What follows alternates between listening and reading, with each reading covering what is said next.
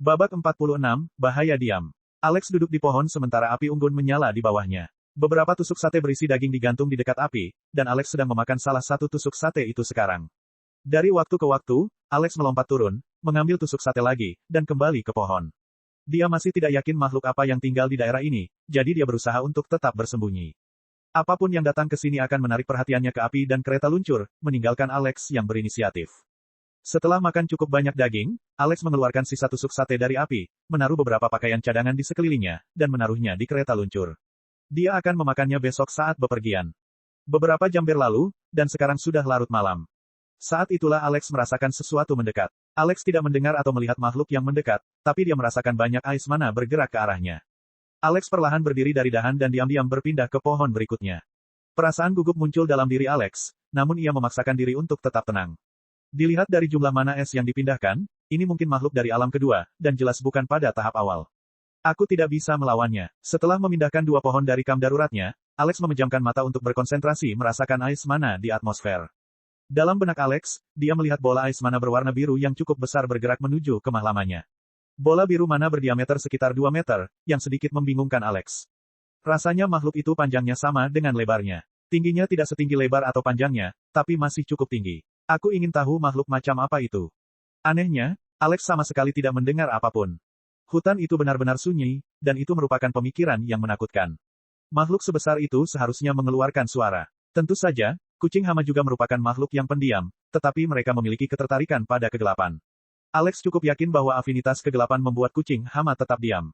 Namun, makhluk yang baru saja memasuki perkemahan Alex jelas memiliki Ice Affinity.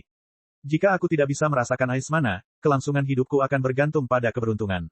Saya akan tetap berada di cabang saya, dan saya bahkan tidak menyadarinya. Kelangsungan hidup saya akan sepenuhnya bergantung pada tidak adanya saya di dahan saya. Menurut persepsi Alex, makhluk itu berhenti di depan api unggun Alex, dan kemudian Alex merasa cuaca semakin dingin. Apakah apinya sudah padam? Ia mungkin tidak menyukai api karena afinitasnya. Kemudian, Alex merasakan makhluk itu menuju kereta luncurnya. Kereta luncurnya terbuat dari ice wood yang memiliki banyak ice mana. Karena itu, kereta luncur juga terlihat dalam persepsi Alex. Kuharap itu tidak menghabiskan semua ice mana. Makhluk itu pergi ke kereta luncur dan berhenti di depannya selama beberapa detik. Setelah itu, bola yang melambangkan makhluk itu melewati kereta luncur. Alex menjadi gugup. Jika benda itu menghabiskan seluruh mana es di kayu es, semuanya akan sia-sia. Beruntung makhluk itu hanya berjalan mengitari kereta luncur. Ia memanjatnya, mengitarinya, dan berhenti di sampingnya. Tentunya cukup penasaran dengan kereta luncur tersebut. Makhluk itu sering berpindah-pindah, tetapi Alex belum pernah mendengar suara apapun darinya. Beberapa detik kemudian, makhluk itu meninggalkan kereta luncur tanpa menyerap ice mana. Namun, Alex merasakannya datang ke arahnya. Ia tidak bergerak terlalu cepat, tapi ia pasti menuju ke arah pohonnya. Alex menyipitkan matanya saat dia membuat keputusan sepersekian detik. Siapa? Alex menembakkan Ice Blast ke depannya dan dengan cepat mengitari pohon itu. Dalam persepsi Alex, bola Ice mana melesat ke arah Ice Blast milik Alex dengan kecepatan luar biasa. Alex tidak mendengar suara apapun. Setelah itu, Alex perlahan dan diam-diam turun dari pohon dan menyelinap menuju kereta luncurnya. Benda itu memiliki afinitas es, dan mungkin juga bisa merasakan mana es. Mungkin terasa sedikit Ice mana keluar dari lengan kiriku. Dalam persepsi Alex, bola biru Ice mana bergerak cepat di sekitar hutan. Ia bergerak ke atas pohon, menuruni pohon, dan berlari mengelilingi pohon. Tiba-tiba ia merasakan banyak ice mana, dan ia mencari asal-usulnya. Alex harus menggunakan seluruh kendali dirinya untuk tidak berlari menuju kereta luncurnya. Dia harus bergerak perlahan. Akhirnya, makhluk itu kembali ke pohon yang baru saja ditumpangi Alex. Alex merasakan bagaimana makhluk itu memanjat pohon dan bergerak mengelilinginya. Jika Alex tetap di sana, dia pasti ketahuan. Alex tiba di kereta luncur dan perlahan merangkak di bawahnya. Kemudian, dia tetap tidak bergerak dan diam. Benda itu memiliki afinitas es, dan jelas bisa merasakan mana es. Lengan kiri Alex hampir mati, dan dia harus menghadapinya. Jadi, Alex memutuskan untuk menutupi ice mana di lengannya dengan ice mana dari semua ice wood. Alex berharap ice mana dari ice wood akan mengungguli sedikit ice mana di lengan kirinya. Makhluk itu memeriksa semua pohon yang berbeda di sekitarnya, tapi akhirnya kembali ke kereta luncur. Kemudian, ia berhenti di tempat api unggun Alex berada. Alex membuka matanya dari bawah kereta luncur, dan dia akhirnya bisa melihat makhluk itu. Pantas saja suasananya begitu sunyi. 8 es biru panjang menyatu dengan salju di tanah. Sepertinya salju dan es adalah satu hal yang sama. Setiap kali makhluk itu memindahkan esnya, ia akan meninggalkan sebagian kecil esnya. Jika seseorang tidak mencari bagian-bagian ini, dia tidak akan menyadarinya. Itu hanyalah bintik-bintik kecil berwarna biru di atas salju. Alex juga melihat ke tanah di bawahnya, dan dia melihat titik biru yang sama. Makhluk itu sudah ada di sini sebelumnya. Alex menggerakkan kepalanya sedikit ke depan untuk melihat makhluk itu. Tentu saja, itu adalah laba-laba biru. Makhluk itu adalah salah satu jenis laba-laba dengan kaki yang sangat panjang dan kurus. Namun, kakinya sebenarnya bukanlah kaki melainkan hanya es yang panjang. Hanya tubuh aslinya yang memiliki daging. Bersama dengan kakinya, lebarnya sekitar 2 meter. Ia mengganti kakinya dengan es murni. Alex berpikir. Laba-laba itu jarang bergerak, dan Alex menduga laba-laba itu mungkin mencoba merasakan getaran apapun. Laba-laba itu tetap tidak bergerak selama sekitar 1 menit, yang terasa seperti 1 jam bagi Alex. Kemudian, laba-laba itu perlahan pergi, meninggalkan bintik-bintik biru di salju di bawahnya. Setelah beberapa saat, Alex tidak bisa melihatnya lagi, dan dia menutup matanya untuk memeriksa sekeliling dengan persepsinya. Laba-laba itu melanjutkan perjalanannya beberapa saat dengan kecepatan lambat, tetapi kemudian, tiba-tiba ia meledak ke samping. Alex merasakan kecepatan laba-laba di luar jangkauan persepsinya. Kri, Alex mendengar pekikan binatang buas yang menyakitkan. Alex menarik napas dalam-dalam dan menghela napas panjang. Laba-laba menemukan mangsanya, yang berarti ia akan kembali ke tempat asalnya. Hampir saja, pikir Alex ketika dia akhirnya santai. Untungnya, ia memiliki Ice Affinity. Sejujurnya saya harus lebih berhati-hati di masa depan. Saat ini, saya berada di zona Ice Wyvern yang diisi dengan Ice Mana. Hampir semua binatang di zona ini memiliki kedekatan es, yang memberi saya cara untuk mengenali mereka sebelum mereka mencapai saya. Namun, hal itu tidak selalu seperti itu. Zona Storm Eagle mungkin penuh dengan monster dengan Wind Affinity, dan saya tidak bisa merasakan Wind Mana. Saya cukup kuat, namun masih ada beberapa makhluk di alam liar yang lebih kuat dari saya. Saya harus menghindari tinggal di luar jika itu bisa membantu. Aku terlalu sombong, pikir Alex dengan mata menyipit. Alex perlahan meninggalkan kereta luncur dan kembali ke pohonnya. Kereta luncur masih menjadi mercusuar utama bagi semua makhluk dengan kedekatan es, dan Alex baru turun ke bawahnya lebih awal karena laba-laba telah menyelidikinya secara menyeluruh. Untungnya, selama sisa malam itu, tidak terjadi apa-apa. Saat Alex melihat fajar pertama, dia menarik napas dalam-dalam. Waktunya untuk melanjutkan. Babak 47, peringatan. Alex memulai keesokan harinya dengan terus menarik kereta luncurnya di sepanjang jalan. Seperti biasa, itu sangat melelahkan dan membosankan. Sekitar 2 jam kemudian, Alex melihat pedagang pertama melewatinya lagi dengan kereta mewah mereka. Para pedagang memperkenalkan diri mereka, dan para penjaga yang mengikuti gerbong juga memberikan salam singkat kepada Alex. Untungnya, tidak ada peristiwa besar yang terjadi selama beberapa jam berikutnya, dan Alex tiba dengan selamat di alam liar selatan. Ketika Alex melihat gerbang kota, dia mengusap keringat di dahinya. Namun, Alex segera berhenti ketika dia menyadari tindakannya sendiri. Keringat, Alex berpikir sambil melihat lengan kirinya. Sudah lama sejak saya benar-benar berkeringat karena aktivitas. Lingkungan sekitar selalu cukup dingin sehingga saya tidak perlu berkeringat. Alex menarik tangan kanannya dari jubahnya dan merasakan sekelilingnya. Semakin hangat, pikir Alex. Terlebih lagi, rasanya terlalu panas di balik mantelku. Sepertinya aku hampir meninggalkan zona Ice Wyvern. Alex terus menarik kereta luncur menuju alam liar selatan. Kota ini tidak terlihat istimewa. Itu seperti sebuah kota yang menjadi lebih hangat setelah hujan salju lebat. Singkatnya, terlihat berlumpur dan kotor. Ketika Alex datang ke gerbang utara, para penjaga menghentikannya dan memeriksa tumpukan kayu es miliknya untuk mencari sesuatu yang ilegal. Investigasi mereka cukup menyeluruh, memakan waktu hampir 5 menit. Mengapa kamu ingin memasuki alam liar selatan? Kapten penjaga bertanya dengan santai. Aku sedang transit, aku menjual kayu es di surga prajurit ini untuk ujian masukku, jawab Alex. Dia telah memperhatikan bahwa beberapa orang mengetahui tentang akademi prajurit dan ujian masuknya, itulah sebabnya dia tidak menambahkan apapun pada penjelasannya. Kapten penjaga memandang wajah Alex dengan terkejut dan menyipitkan matanya. Sekilas kamu terlihat jauh lebih tua, kata kapten penjaga. Baiklah, kamu boleh masuk. Aku punya pertanyaan, kata Alex. Tentu, kata kapten penjaga dengan santai. Apakah ada bahaya antara sini dan Warriors Paradise? Alex bertanya. Saya menghabiskan malam terakhir di alam liar antara sini dan alam liar tengah, dan jaraknya terlalu dekat untuk kenyamanan. Oh, kapten penjaga itu berkata ketika Alex menarik perhatiannya. Apa yang kamu temui? Laba-laba panggung umum, kata Alex, dan bukan jenis laba-laba panggung umum yang lemah. Ia berwarna biru dan mempunyai 8 es di kakinya. Ia bergerak sangat pelan sepanjang malam, dan hampir mengenaiku. Mata kapten penjaga itu menyipit. Kamu melihat janda kuburan es? Dia bertanya. Aku tidak tahu namanya, jawab Alex. Kapten penjaga itu meludah ke samping. Tentu saja itu pasti janda kuburan es. Kami telah mencari penyebab hilangnya malam hari selama beberapa waktu sekarang, tapi tidak ada yang melihat apapun. Mereka akan kembali tanpa menemui sesuatu yang terlalu berbahaya atau tidak kembali sama sekali. Saya pikir kami telah memberantas hama itu beberapa bulan yang lalu, namun ternyata, kami melewatkan beberapa hama muda, tambah kapten penjaga. Terima kasih atas informasinya. Anda telah banyak membantu. Tidak masalah, kata Alex. Apakah kamu tertarik untuk ikut serta dalam perburuan janda kuburan es? Kamu tampaknya cukup kuat, dan kami membutuhkan seseorang sepertimu, kata kapten penjaga. Tentu saja, kamu juga akan dibayar dengan murah hati. Alex sedikit terkejut dengan tawaran itu, namun ia langsung menggelengkan kepalanya. Maaf, aku tidak ingin bunuh diri. Jika benda itu berada di level awal alam umum, aku bisa menemanimu, tapi itu pasti lebih kuat. Dengar, kelangsungan hidupmu pada dasarnya terjamin, tambah kapten penjaga. Kami biasanya mengirim beberapa prajurit di alam umum untuk menangani janda kuburan es. Ini bukan tentang apakah kita mendapatkannya atau apakah kita memenangkan pertarungan, tapi kapan. Maaf, aku masih harus menolak, jawab Alex. Saya sudah lama tinggal di alam liar, dan saya masih merasa tidak nyaman berada di dekat manusia lain. Pikiran untuk menyerahkan hidup saya ke tangan orang lain adalah sesuatu yang membuat saya tidak nyaman. Setelah beberapa detik hening, kapten penjaga hanya menghela nafas. Baik, itu keputusanmu. Lagi pula, sebagai hadiah karena telah memberitahu kami tentang janda kuburan es, aku akan memberimu beberapa informasi untuk perjalananmu di masa depan. Terima kasih, kata Alex. Setelah Anda keluar melalui gerbang tenggara, Anda harus melakukan perjalanan sekitar 2 hari untuk mencapai kota berikutnya. Kota ini disebut Blizzard's Edge karena kedekatannya dengan kedua zona. Di jalan menuju Blizzard's Edge, kamu tidak perlu terlalu berhati-hati terhadap monster kuat manapun. Elemental mana lemah di atmosfer, dan monster tidak menyukainya. Paling-paling, kamu akan melihat beberapa monster awal atau tengah. Binatang panggung prajurit, dan itu seharusnya tidak menjadi masalah bagimu, kapten penjaga menjelaskan. Alex mengangguk. Namun, lemahnya kehadiran binatang buas membuat tempat ini menjadi surga bagi para bandit. Ada kamp bandit yang diketahui terletak di suatu tempat antara sini dan Blizzard's Edge, tapi kami belum bisa menemukan kamp tersebut.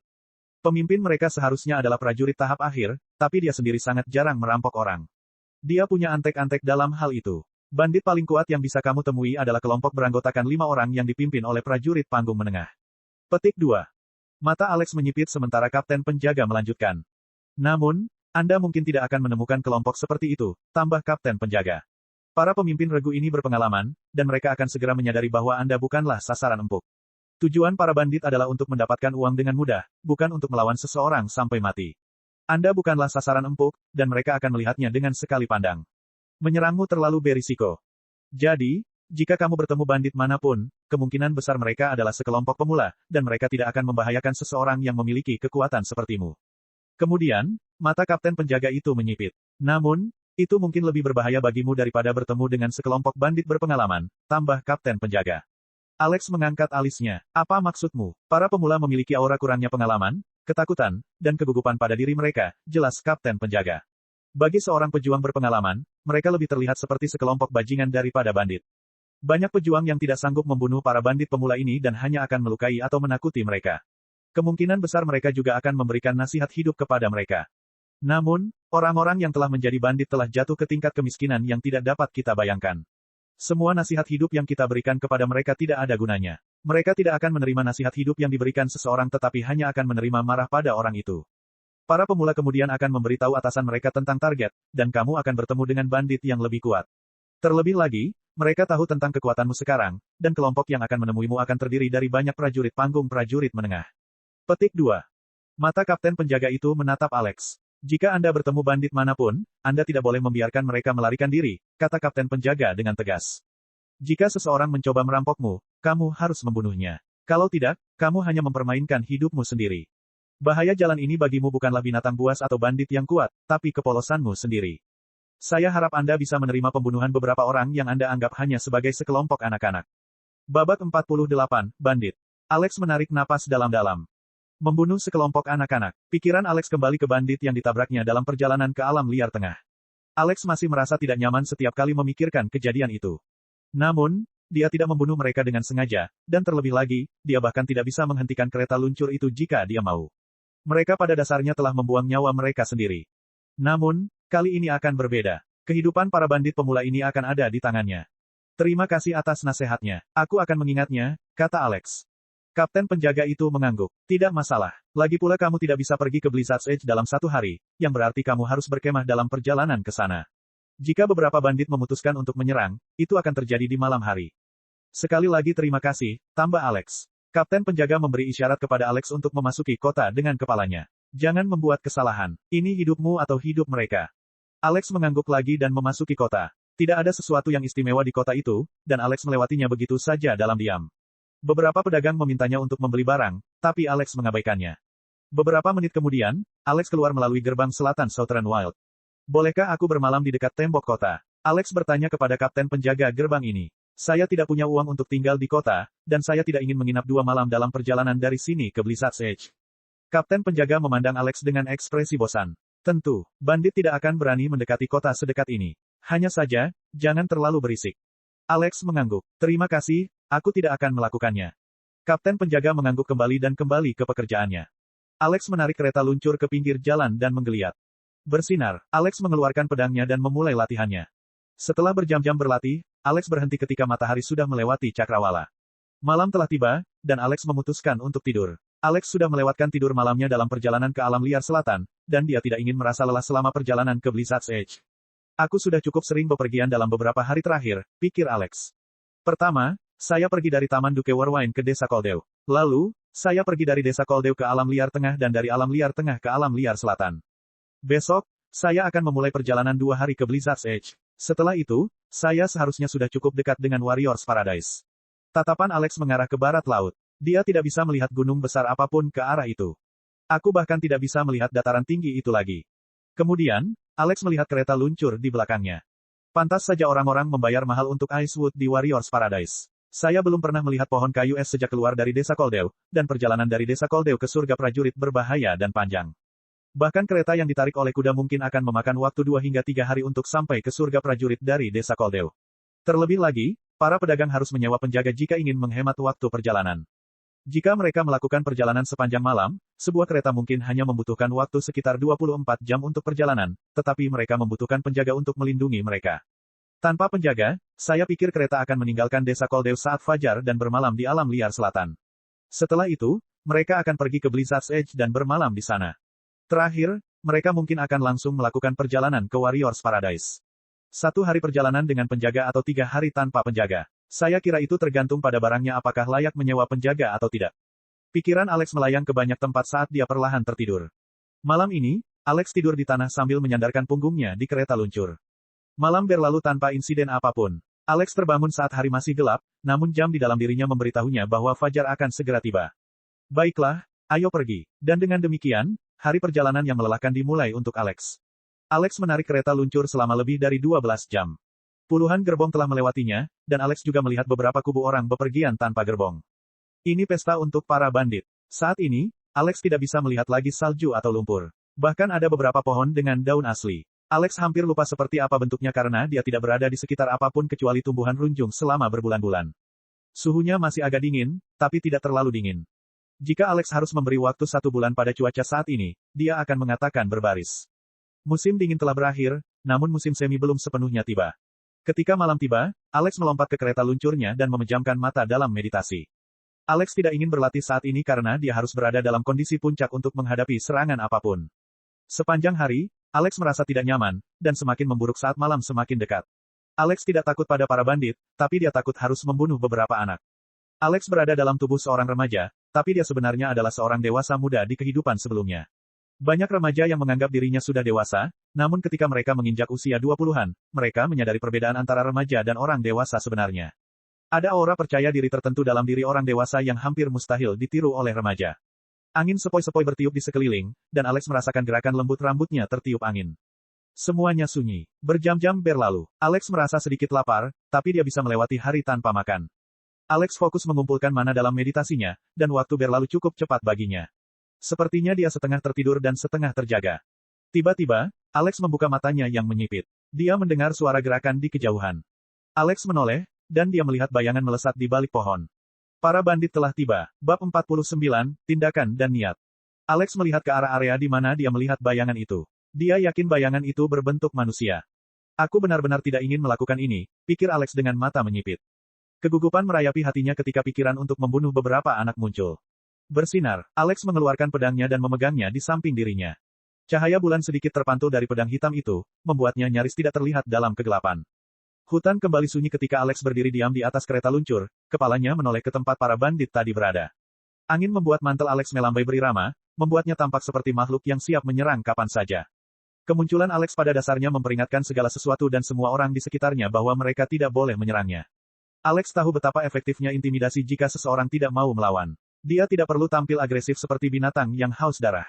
Dia hanya harus terlihat seperti sesuatu yang tidak akan menyerah tanpa perlawanan.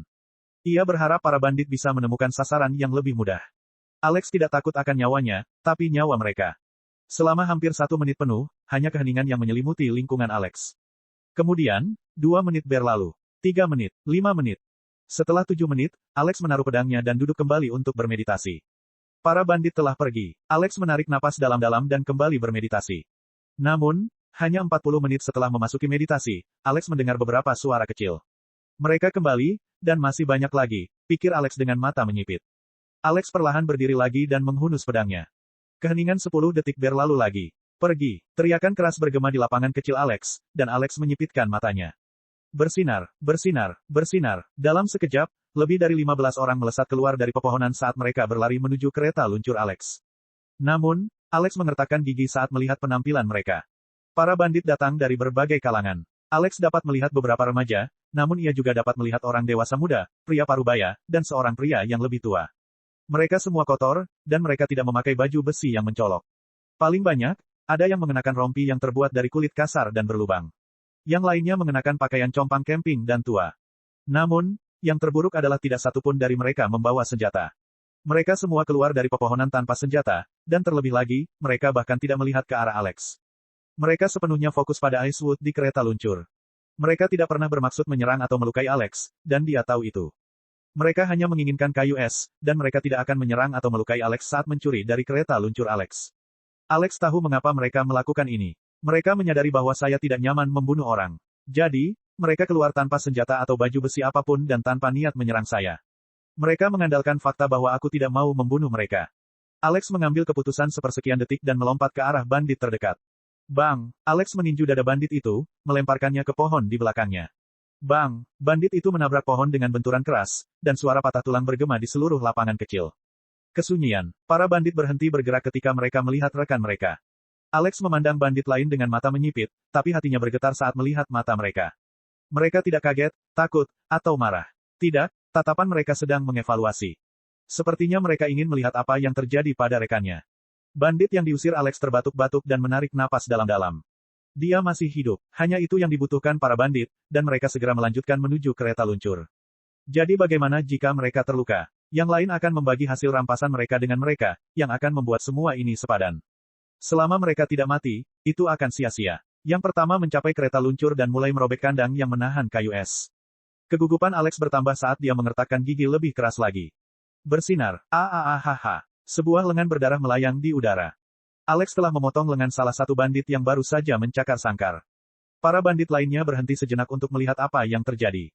Dan kemudian, mereka terus merobek dengan kekuatan yang lebih besar. CRK, sebagian kandangnya terkoyak saat para bandit dengan rakus mengumpulkan kayu es.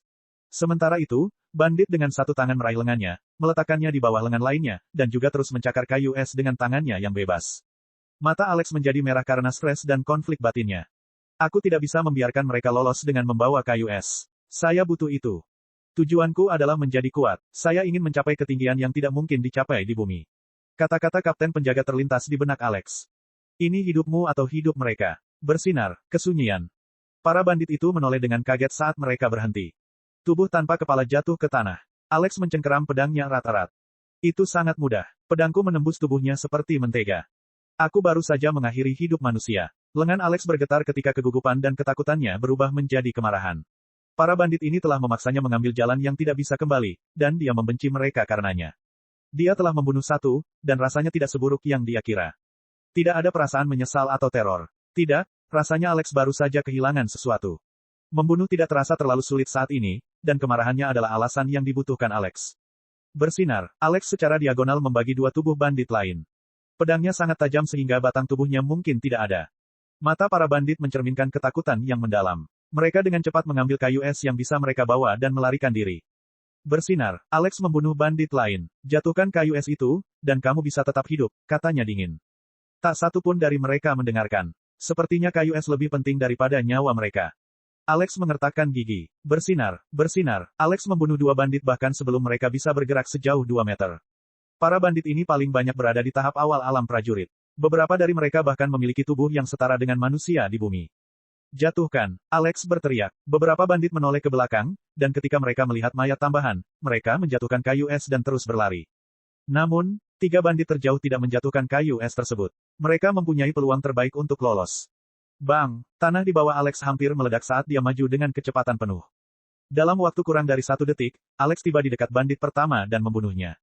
Bang! Alex mengubah lintasannya untuk menyerang bandit berikutnya. Mereka tidak semua lari ke arah yang sama. Beberapa bandit merasakan angin kencang melewati mereka saat bayangan hitam melesat masuk dan keluar dari pandangan mereka. Hanya dalam 2 detik, bandit kedua tewas. Kemudian, dalam 4 detik berikutnya, bandit terakhir yang membawa Icewood tewas. Hanya suara langkah kaki tergesa-gesa yang terdengar bergema di seluruh hutan. Alex tidak bergerak dan hanya melihat mayat terbaru di depannya. Bayangan tubuh tanpa kepala dan kepala menyendiri membuat Alex merasa benda tersebut bukanlah manusia. Sulit bagi Alex untuk menerima bahwa kepala dan tubuhnya pernah menjadi manusia.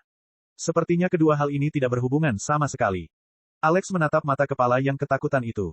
Kepala itu milik seorang remaja. Setelah beberapa detik, Alex membungkuk tanpa berkata-kata dan mendorong tubuh itu ke samping. Tangan Alex bergerak maju, dan dia mengambil sepotong kayu es dari mayat itu. Alex memandangi potongan kayu es itu beberapa saat. Apakah layak mati demi sepotong kayu es? Alex berpikir sambil menatap potongan kayu es. Kemudian, tatapan Alex beralih ke kepala. Apakah dia pantas mati karena hanya mencuri sepotong kayu es? Kesunyian. Alex tidak dapat menemukan jawaban untuk waktu yang lama. Namun, akhirnya, dia menerima jawabannya. Retakan.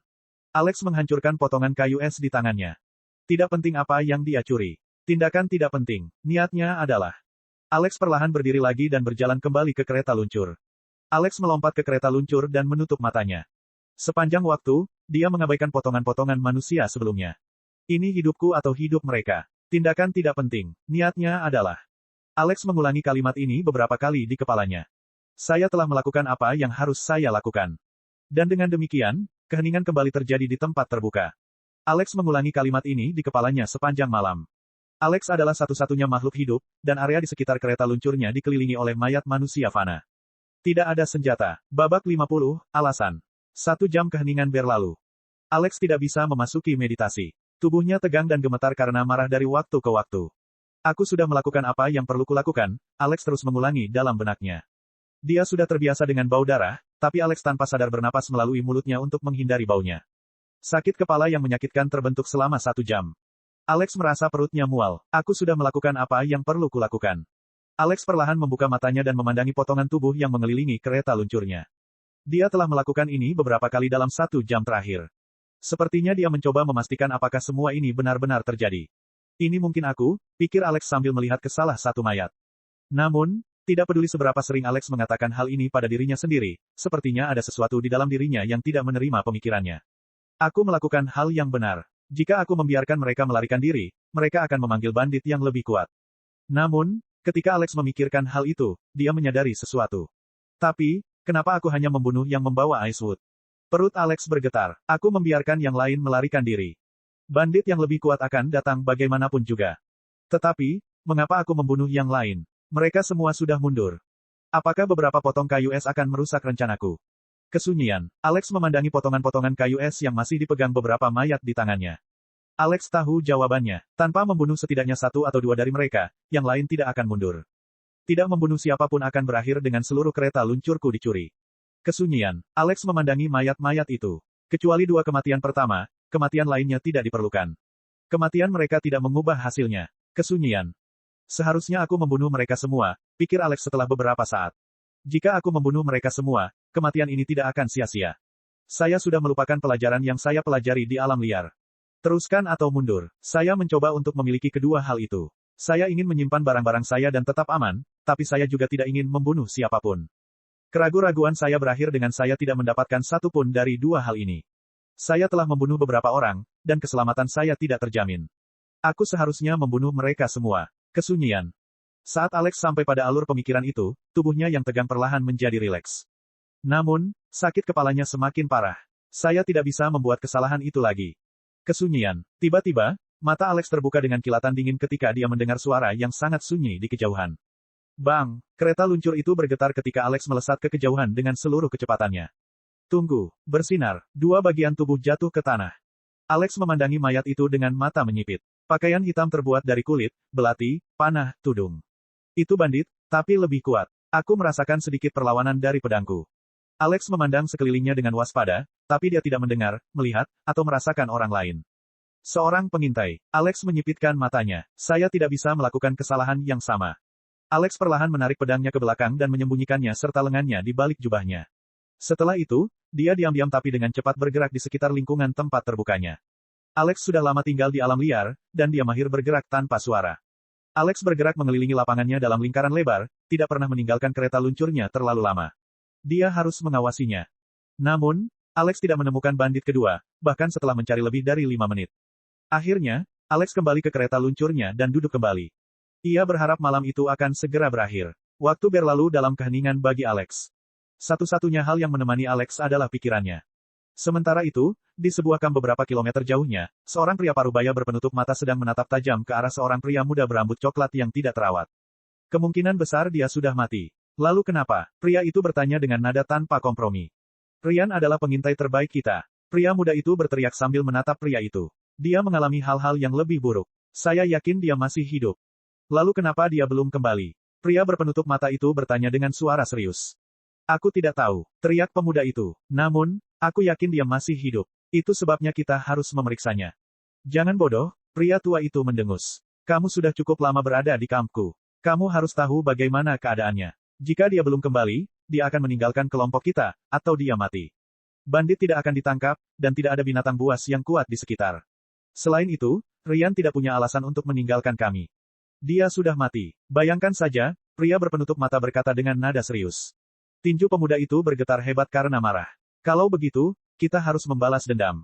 Pria berpenutup mata itu mencibir ke arah pemuda itu. Balas dendam. Apakah kamu yakin kamu benar-benar bandit? Sejak kapan kita membalas dendam?